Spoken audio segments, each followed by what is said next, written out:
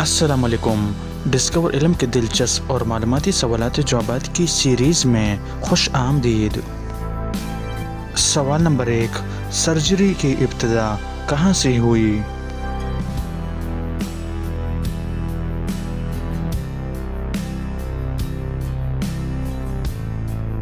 सही जवाब है मिस्र से। सवाल नंबर 2, पाकिस्तान का नाम कब और किसने तजवीज़ किया?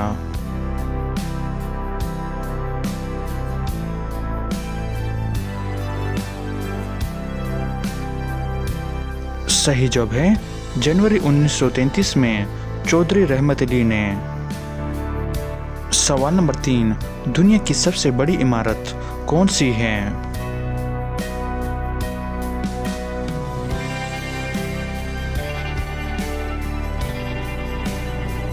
सही जवाब है बुर्ज खलीफा।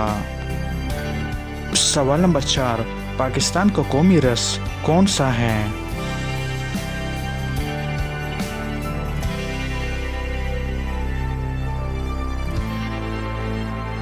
सही जवाब है गन्ने का रस।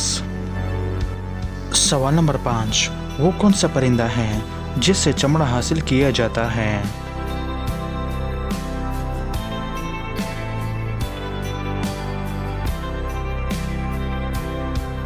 सही जवाब है शुतुरमुर्ग। सवाल नंबर 6, इंसानी जिस्म के किस हिस्से में खून नहीं होता?